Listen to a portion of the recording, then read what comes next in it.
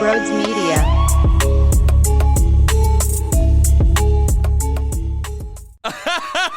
Hey! Yo, I'm going to try my best to be very, very sane during this show.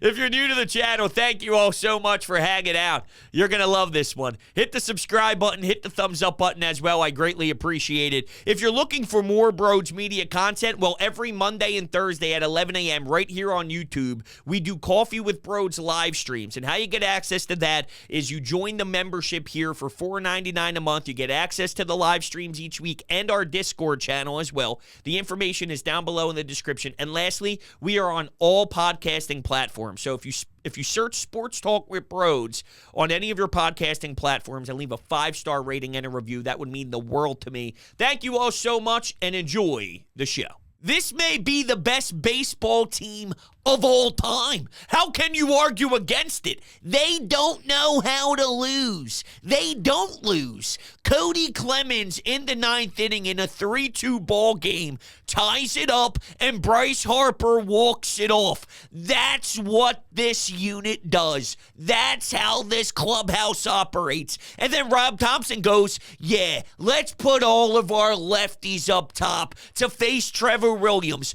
a right-handed pitcher who's got a sub-3 ERA. The dude can't even get out of the 5th inning. 4 1/3, 90-plus pitches, and 3 earned runs, which he doesn't give up. That's why his ERA is so strong. Let's load up those lefties, baby. Kyle Schwarber, Bryson Stott, and Bryce Harper as your 1, 2, 3. Then Alec Bohm, the guy who leads baseball in runs batted in, protects Harper. That's why you have to pitch to Bryce, and that's why you're able to score more runs, because pick your poison. You want it to be the guy that leads the entire league in getting runs across home plate, or Bryce Harper? Go ahead, because whichever one you pitch to is going to pants you. And that's exactly what this team did to the Washington Nationals all weekend long. Full disclosure, on Friday, I was in one of my best friend's wedding, so I didn't get the opportunity to sit through it and watch the intricacies of the game play out. But you go to YouTube, you type in a little highlight package, you watch the 9 minutes of excellence. Zach Wheeler, dog! You score nice and early, which is what this team does. 1st inning, 2nd inning, 3rd inning. That's all you need. Whether it's a Bryson Stott little Bunnaroony, all right, Bunnaroony, that was pathetic. And you get Brandon Marsh, who ends up knocking him in 4-1. That's all you need, baby. That's all you need. Zach Wheeler will do the rest. We dip into the bullpen when needed. Hoffman, Alvarado, whatever it is. Don't let Spencer Turnbull's final frame in the 9th in this Sunday afternoon game ruin any of the mojo. Not only does this team win games and win series, they sweep opponents like no other. And that's why when the Braves broadcast is talking about how good the Phillies are, but they barely play teams over 500, yet then they proceed to lose to the San Diego Padres. Fuck you! I'm done with your shit. It's the best baseball team on planet Earth. And I want everybody to enjoy it. I'm actually heading to the studio right after I record this. And one of my main topics of the show is going to be, are you allowing fear of a heartbreak or expectations, high expectations, ruin the enjoyment of this Philly start? Because damn it, I cannot let that happen to people in this city. You got to embrace this journey. They're everything you ask them to be. Before a season starts, don't you ask them to be the greatest team in the league? And that's what they're putting on display night in and night out. I saw Bob Wanko of Crossing Broad throw out the stats of this team's starting rotation because Christopher Sanchez goes in this series, right? You want to know what he put up there? I'll tell you for free. He gives you a nice little Hold on, sorry. That's Aaron Nola that gave them 7 innings pitched, 2 earned runs. And unfortunately, Bryce Harper, his one uncomfortable spot over at first base is when it's in between first and second. And sometimes he drags too far over to the right, which then led him to throwing the ball a little off target to Aaron Nola. And then a home run was allowed. Look, I don't love the fact that Aaron Nola allows balls to leave the ballpark like he does. But you give me 7 innings pitched of 2 earned run ball, and your entire starting pitching staff, you have multiple guys, 4 to be exact, in the top 20 of ERA. 4 of your starters in the top 20. They are a unit. Kody Clemens. you name it. You get it. It's unreal. But what was I talking about? Christopher Sanchez, 7 innings pitched, 2 earned runs, 8 strikeouts, no walk batters. Do you like his changeup? Because I sure do. That changeup is filth. Every time I see it, I go, ew! Ew! Lefty coming out of an electric slot. Dude, it's so good. There's nothing not to love. There's nothing not to love. And they did this without Nick Castellanos really having an awesome start to the season. They're doing this without Trey Turner. That's how you know that it's real. My biggest problem from this entire weekend, you want to know what it is? Why the hell does Garrett Stubbs have a fan base? He thinks he's Gene's Jeans. He thinks he's the Wolf Pack. Dude, I'm sorry. Garrett Stubbs, even though he likes to put beer cases on his head and have fun day, Sunday, fun day, whatever, that dude does not perform enough to have himself a fan base up top. But if that's my biggest knock on this team halfway through May, as they just put together wins after wins after wins, I'll take the payoff. All right, look, I'm not proud about the Garrett Stubbs fan base, but I'll take it. I'll definitely take it. How about Jesse Winker? I thought that dude was going to rob me of a sweep. But then, for everything he took away at the wall, making magical catches, there's a foul ball that's going to the right, left field, and it's going to the right of him. It keeps dragging. If you're in his position, of course, it keeps going to the right of him. It drops in foul territory and gives the Phils more life. You're going to give this team extra outs? Yeah, give this team more outs. I'll show you exactly what's going to happen. You're getting swept. Your ass is going home without a fucking win because this team is different. This team is wired different, baby. They show up to the ballpark with the idea of there's no way in hell that we are losing. There's just no way. They could be down 3 runs with 1 inning to go, and you got to make sure that you play the game as hard as hell, because one slip up, one little, you could even play the game perfectly. But we counter with excellence. We get base runners. And then where are you going to breathe in this lineup? Because there's some days where Nick actually does shine. And when that day happens, it's even easier because you got it from a good portion of people. Boom with the late 3-run jack. Harper sends one into the outfield. Clemens just constant hits. And then Nick Castellanos throws in a multi-hit game as well. They're something. They are something. All they do is win. And all I see is people bitching and complaining about their schedule. Shut the hell up. I'm not talking about Phillies fans now. I'm talking about the outsiders, right? The ones that are getting sick and tired of hearing the Phillies get all the love nationally because they deem the Phillies, by the way, a team they probably don't even watch, right? Let's be honest here. How many of these idiots who are from a different fan base mocking the Phillies record, which is hysterical in my eyes, but how many of them really put on MLB TV, sat down, put their feet up, and watched inning by inning what they're doing on a night-to-night basis? I'll give you an answer. Zero! They're not watching this team. We are. And we have studied what it's like to be in the playoffs over the last few years, and we've seen what it takes to win the whole damn thing. We watched Texas with a close eye. We saw the Houston Astros do it to us. And when we study what this team is doing, it's exactly what those teams were doing. Exactly what they were doing.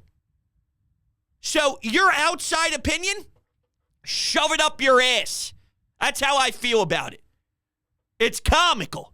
Straight up comedy. Hey, I just want to make sure that when Cody Clemens played hero, there's a couple other guys I want to show love to for Saturday night's outstanding win.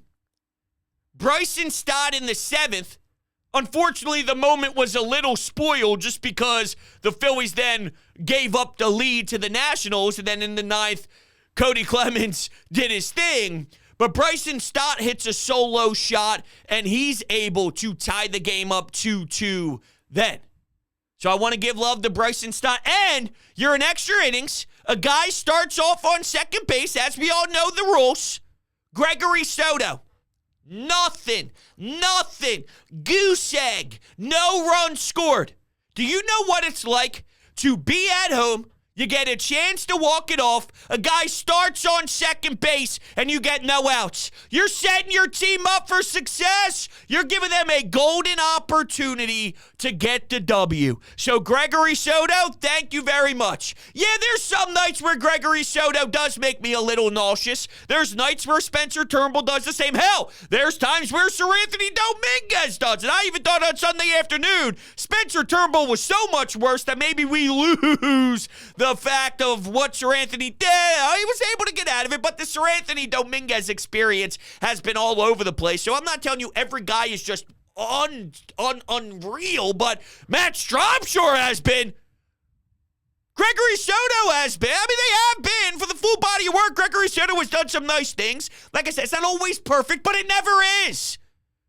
No team has a bullpen that's perfect every single day. It's what's it look like over the majority of outings that you need them.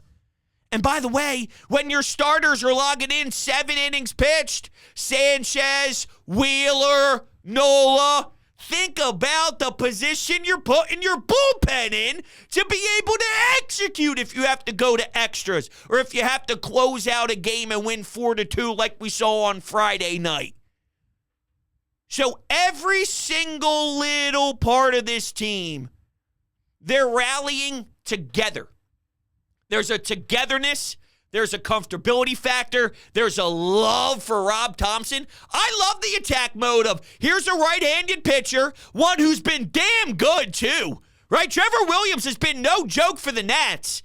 And let's give them something here. Let's put up our top dogs at the top of the lineup, lefty hitters, and say good luck. Now, whether they scored 1 billion runs on him or not is not the full story. It's we made him work and got him out to the point where the Nationals changed their pitcher in the middle of the 5th inning. You get him out of the game in the 5th inning, any team would sign up for that. You want to go to the Nats bullpen? Okay, yeah, okay.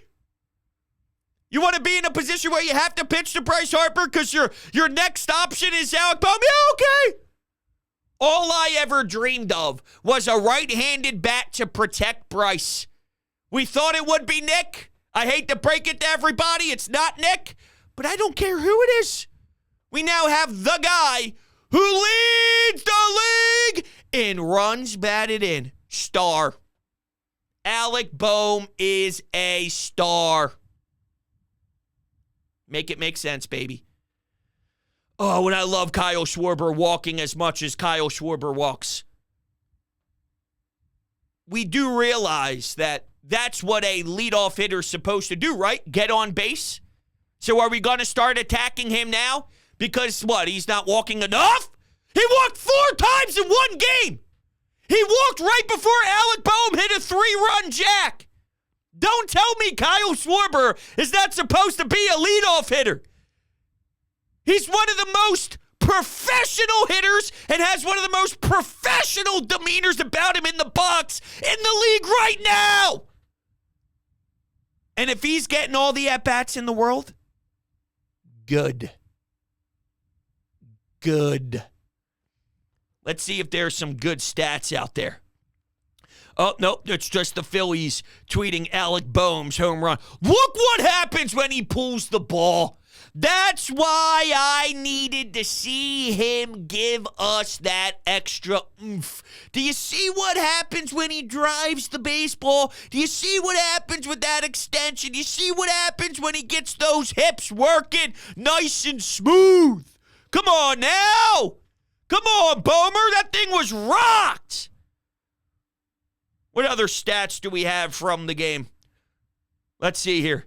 The Phillies are a season best 20 games over 500 at 34-14, which ties the best start in franchise history through 48 games. The last 5 National League teams to start 34-14 or better was the 2024 Phils, the 2016 Cubs, the 98 Braves, the 93 Phillies, and the 1986 Mets. So take that information however you please. Enjoy it. Embrace it. This is Bob Wankel again. If the Phillies win Tuesday night, they will tie the 1976 team for the franchise best start through 49 games. If they win their next 2 games, it will be the best start through 50 games in franchise history.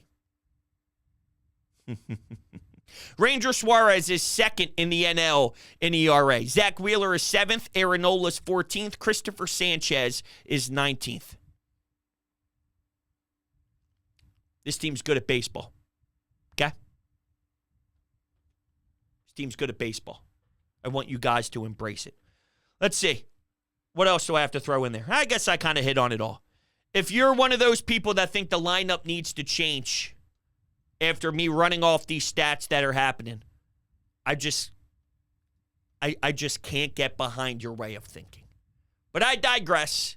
Let's hear from the beautiful people on the Anytime Hotline. We'll run some from Saturday's game because obviously that was a really cool experience watching Cody Clemens do that. We'll run some from what we saw Sunday afternoon as well. So let's kick things off here with the Saturday call. Wow. Just wow. What an unbelievable win for the Phillies against the Nats in Game 2. Give credit to Kody Clemens for that home run to tie. And my message to the offense after Soto pitched one of the most beautiful gems I've ever pitched from him. Offense, don't be stupid. That's all I asked for them. JT flied out. Fortunately, Rojas was able to tag. And I was just telling Harper, all you got to do is fly this ball, and the game's over. I just didn't want to witness another double play that will go to the 11th, and the Nats would just climb back and win the game. Good win by the Phils. Boy, we needed that. So are you saying, if I heard that correctly, I don't want to take things out of context, but in the game while it was happening, when it was the 10th inning, you're saying to yourself, please don't be stupid? Hey, look, you got your sac fly. I don't care if it's the sexiest walk-off or not. Get Bryce Harper to the dish with a chance to win the baseball game, and I'm normally thrilled. I'll live with the result, and he sure did. And there were actually a couple of really important base-running moments in this series. Kyle Schwarber tagging up with a bullet. This was Sunday afternoon, a bullet to right field. And at the time, this game wasn't over. Right now, it eventually became a blowout, and it became a somewhat of a snooze fest. You could flip the Game 7 of Pacers-Knicks and not really miss a damn thing, right? That's how much of a blowout it is. You put up 11 runs. The Nats aren't going to score. You're good. You're good. It was that much of a blowout. But during the realness of the game, when it actually mattered, you watched a nice tag up from Kyle Schwarber over at third base. Once again, a leadoff guy getting on base and then coming around to score. Pretty beautiful thing and pretty constant thing that he does. Just want to make sure you guys all recognize that. But it was roped, and some guys might do a little dance down the third base line and do one of those things where they stop, they run back for half a second, then they try again, and maybe they get gunned out. But he moves differently this year. He moves quicker. He's lean. He looks good. He looks good, Kyle Schwarber. And then Bryce Harper stole a run as well on Saturday. I believe, I think it was Saturday. These days are coming together here, but yeah, Friday I didn't put as much effort and time into the game as I mentioned earlier, so it had to have been Saturday. But just stole a run by his execution on the base path. So for a team that we knocked at, and this is what I don't want to do. I don't want anybody to utilize that part of the Phillies to not appreciate the grade of it, because while there are definitely things they have to clean up on the bases, there is no way in hell, if you have brain cells, that you let that overshadow being 20 games over 500. 20 games over 500. Hold on a second. 20 games over 500. I won't allow anybody to use any of the deficiencies so heavily to the point where you can't enjoy being 20 games over 500 with 34 wins being 34-14. I'm sorry, I can't let that happen. I feel it's part of my obligation and duty as a Philadelphia sports fan to make sure you get your head out of your ass and you don't play scared. Guess what? The worst thing that happens, by the way, if something does go tragically wrong by the end and they don't win, even though I'm confident that this team can win, you're sad. I'll take this ride of excitement any day of the week with the team this excellent. I've seen World Series teams every year. Even when the Phillies were trash, even when the Phillies were garbage, I watched the World Series every year. I know what it takes to not embrace a team that has what it takes because of, hey, they stink in this area. I mentioned this before, and I'll say it again. The Braves' number one star, Ronald Acuna Jr., is lazy as hell in the outfield on the road against the Phillies. JT Realmuto then hits an inside the park home run. The Braves have flaws too. Their superstar doesn't even work hard, and their manager has to bench his ass. And actually, they've tried it so much, and it doesn't even work fully that they've already used that method and tried it, and it hasn't really hit home. He still is lazy at times and doesn't give it his all. The Braves have flaws. The Dodgers have flaws. Teams have flaws. Phillies have flaws. Phillies are great. Enjoy the greatness. Back to the phones. Bros, all I got to say is, Cody fucking Clemens, let's go! Ring that bell, hell yeah! Boom! All right, peace. Look, perfect, sweet, to the point. I mean, this is just outrageous stuff that you're getting out of Kody Clemens. Maybe he's a baller.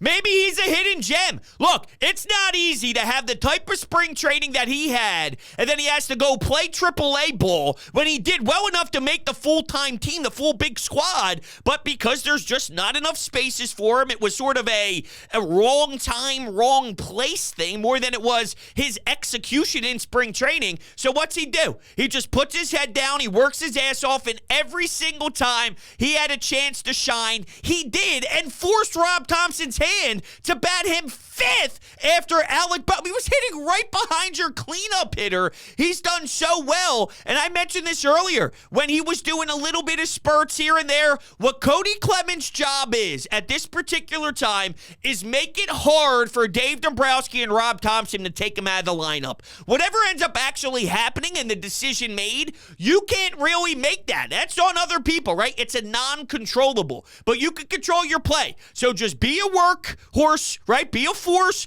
go dominate, and then force the manager's hand to have to play you. And that's what you're doing right now. So I don't know how long this thing lasts, right? I'd be lying if I told you I think Kody Clemens is a full-out home run machine who just dials it in every single game that he gets a chance. But I don't know. Look, this team's so good that I don't know. Maybe it is. Maybe it's just I said wrong time, wrong plate. Maybe this is just right time, right place, right moment, right season. I don't know. Maybe the kid's legit. Maybe he really is someone who's just a really good player in the making who just has a very unique story of getting here. Hell, he's got the DNA in the bloodstream, all right? We know his father was something unbelievable, so maybe there's some of those traits in him, and he just needed some time to flourish and maybe some adversity to really motivate him to be this. I don't know. But, man, it's awesome. And I think I even saw a story. Sorry, I'm looking for my phone. And what I'll do is I'll let the next Anytime Hotline call play while I look it up. But I'm pretty sure I saw a story about Kody Clemens and his approach and the fact that he actually, here it is. Yes, I found it. I don't even need to play the call yet. Alex Caulfield of the Inquirer This was posted 17 hours ago. It shows you the makeup of this team. He prepared for that 98-mile-per-hour heater he saw from Kyle Finnegan. When he was in the batting cage, he stepped closer to the machine. Quote, "It's to make it feel like it's 110 miles per hour, so you're ready for those fastballs." So this is the part of him going into his work, going into his craft, improving, getting that determination factor of not making the team, doing everything in his power to make sure when he does get the call up, he's ready for the moment. Those behind-the-scenes type of workouts is what makes the difference, and Cody Clemens gets rewarded for that. So ridiculous, so awesome, so beautiful. Let's go to Sean. That's a real good team in the Philly pinstripes right now, Hunter. It's a real confident team. I mean, you can tell the way this team's going about their business. I mean, if they stay healthy, and if Dombrowski can add some pieces at the deadline, they're going to be tough to beat. Real quick, I'll let you continue, but they're doing this not healthy. Seriously, they're doing this when they're losing guys. Bohm's getting drilled. Bryson Stott isn't fully healthy. He had something going on, right? Trey Turner's down. Look, it could be a lot worse, right? It's not as if they're dealing with Zach Wheeler, Aaron Nola being out, but Taijuan Walker, your fifth starter, he's dealing with the start to the season that was not 100%, then he gets drilled in the foot. So, and I feel like I'm missing one more that's not coming to my mind outside of Trey. Nick just stinking, but that's not really a health thing. I feel like there's one pretty big one that's missing off the top of my head, but I'll leave it to you to continue here. I mean, it seems like it's a different player every night. If it's not your superstars like Harper and Bohm, it's guys like Kody Clemens and Edmundo Sosa. And the one constant that's been there all year is the starting pitching. The starting pitching at least keeps them relevant in games and gives them a chance to win. When you get pitching that's going 6, 7, 8 innings every night, it can overcome a lot of shortcomings. So great job by the Phils. Glad they got the sweep. Real interesting series against Texas, a team who I don't think we've beaten since Reagan was president, it seems. But, you know, the way the Phillies are playing, I give them a shot against anybody. Of course. Now, I got a few things, but I'm just nitpicking, Sean, and maybe I'm just riding the high and super optimistic right now, but they're doing more of the starting pitching than just keeping you in games. They're pitching to the point where it's helping you win games, but then you bring up how that can hide some of the flaws, and I forget exactly the way you phrased it, but maybe I can see it here in the transcript. You called it shortcomings, right? It can help you overcome shortcomings when you pitch very well and go into 7. You're right, but truth be told, I really don't think this team has shortcomings. I actually understand what you're trying to accomplish here and what you're saying, and I don't think you're wrong. If you have great starting pitching and you just have like good hitting or above average hitting, but it's not elite hitting or whatever, right? Like there's other areas of your team that might not be super sharp. You can make up for that and make up for the shortcomings with your starting pitching. I think they are unbelievable starting pitching. They're unbelievable with power and their hitting and their lineup. They're really good defensively now as well compared to in years past, big time. I don't know what the actual numbers say, but I'm just basing it off of what we have been accustomed to. Bohm is improved. Trey's a little sloppy, but Stott is a good glove. And Bryce over at first base is better than Rhys Hoskins was. We have the best catcher in all of baseball. They shored up the outfield. So, you know, I'm just saying, like, I don't think there's many shortcomings, but I could be nitpicking just the terms you're using, or maybe I'm just super optimistic and feeling super high on this. I don't know. I don't know. But I love this team to death. We'll take one more call. Oh, Aaron Nola, you are a sorry-ass pitcher. I don't understand this guy.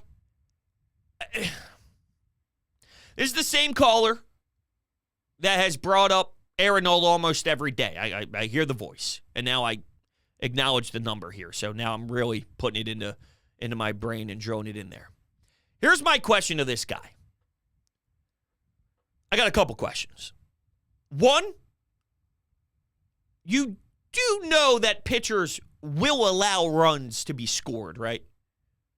Let's look at the timestamp on when that call came in. It had to have been after one of the homers, right? 2:32. That call came in at 2:32. The game was at 1:30. So about an hour into the game, I'd have to imagine that was right around when the homer happened. Probably when they lost the lead, I'd say. Bryce Harper, though, you're going to blame Aaron Nola and just give Bryce Harper a free pass, which doesn't make much sense to me, but I digress. Here's my real question I want answered. And you call into the Anytime Hotline a lot, so please respond with it. What would satisfy you from Aaron Nola? Because if it's not 7 innings, 2 earned runs,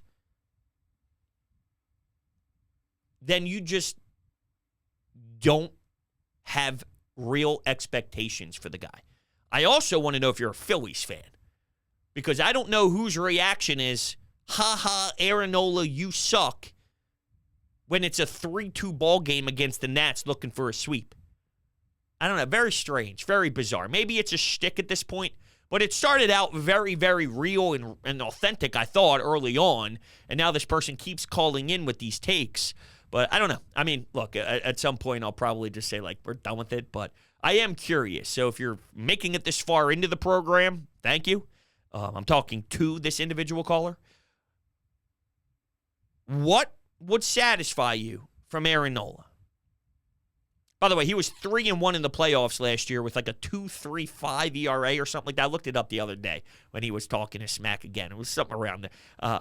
What more can you ask for? I don't know. It's a little bizarre to me. But anyway, thank you all so much. I love you to death. Thank you, and I'll see you all on the next one.